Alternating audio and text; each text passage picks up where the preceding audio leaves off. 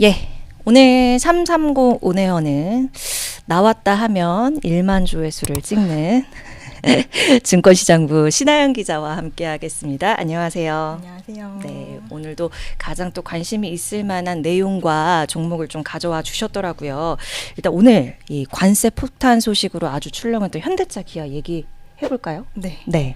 일단 앞에도 계속 설명해 주신 것처럼 네. 이제 관세 폭탄이 현실화되면서 네. 시장이 되게 크게 출렁였고 네. 현대차랑 기아도 사실 오늘 발표한 관세 영향은 아니지만 그 앞전에 발표했던 이제 3일부터 그 자동차 한국에서 생산되는 모든 미국에서 네. 생산되는 모든 자동차에 부과되는 25% 관세 때문에 오늘 되게 많이 신저가도 내려가고 네. 썼습니다. 네. 일단 그러면 시장 반응부터 조금 더 자세히 살펴볼까요?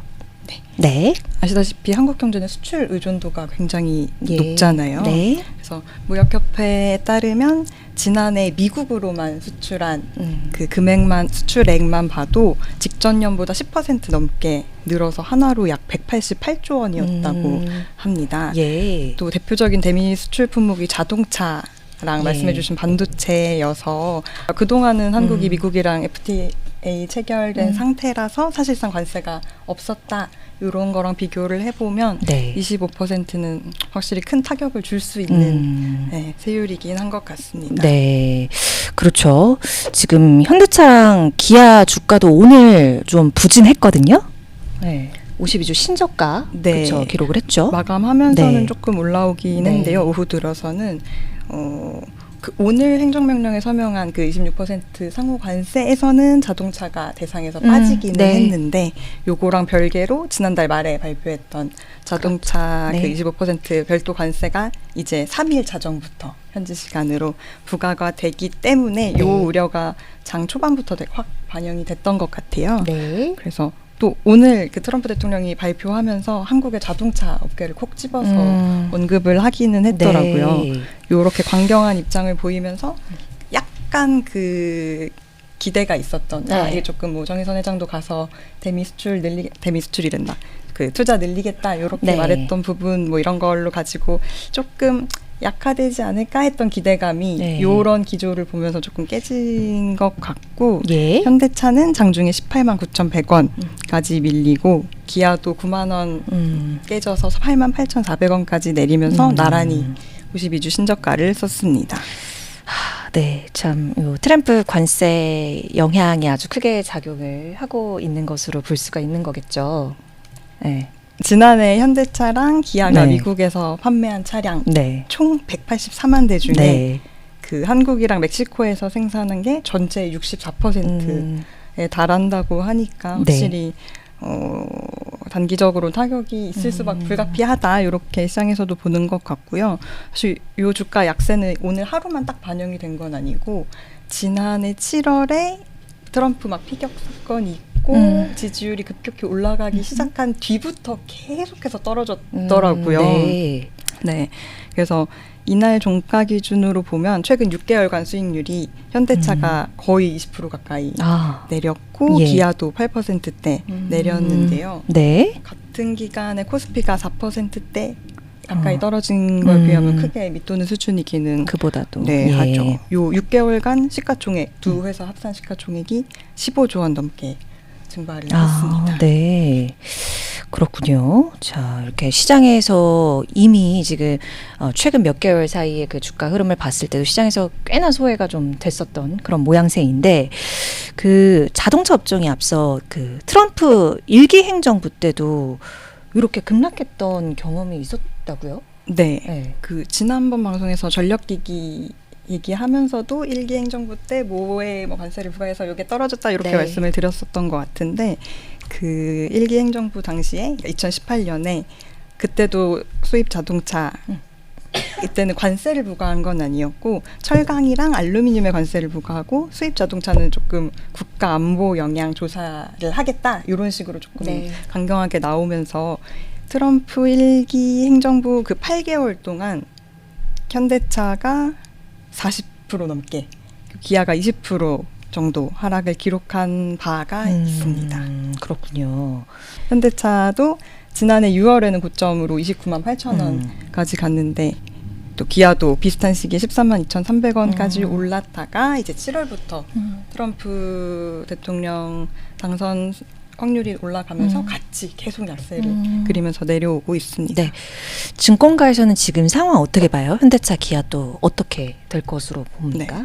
일단 단기적으로는 네. 모멘텀이 약화됐다. 요거까지는 부정할 수가 없는 것 같아요. 네. 그래서 오늘도 보고서가 여러 개 나왔는데 신한투자증권에서는 그 현지 생산 능력이 없는 건 아니지만 한계가 있어서 네. 대응할 만한 여지의 폭이 크지 않다. 이렇게 진단을 했고요. 네. 이런 관세 부담이 어쨌거나 소비자한테 전가되는 경우가 있으니까 네. 이렇게 해서 가격이 올라가게 되면 4월 이후로는 수요가 조금 급격하게 줄어들게 될 거다. 이렇게 분석을 했고요. 네. 하나증권에서도 네.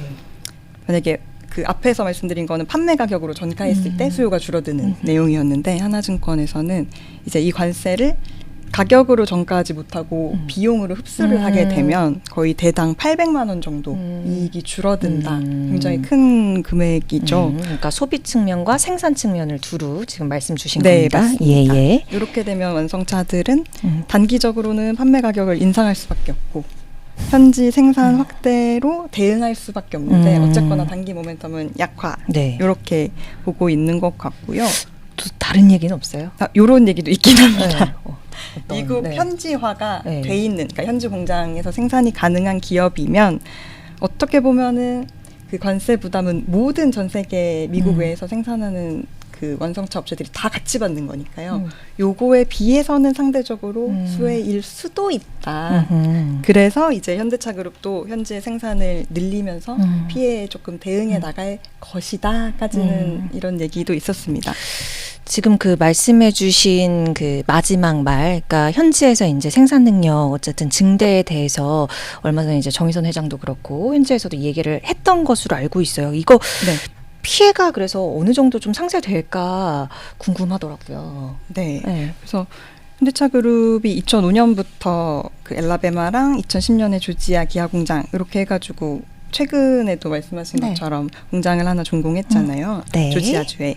그래서 28년도까지 네. 연간 현지에서 생산 가능한 양이 120만 대로 늘어날 전망이다. 네. 이렇게 나오기는 하는데요. 네. 또 정의선 회장도 백악관에서 직접 31조 원, 그러니까 210달러, 네.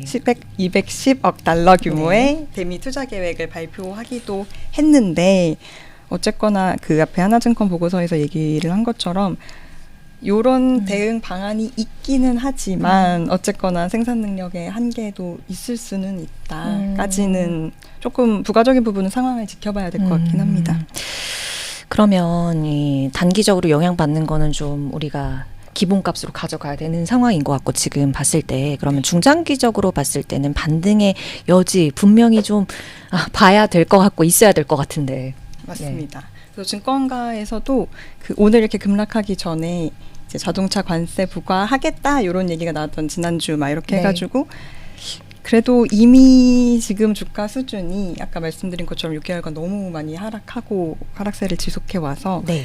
이미 관세 우려는 반영하고 있다. 선반영은 충분히 됐고 네. 오히려 저가 매수 기회이지 않냐라는 보고서가 꽤 나오기는 했었거든요. 네. 좀 살펴볼까요? 네. 네. 그 송선재 하나증권 연구원 보고서에서는 네.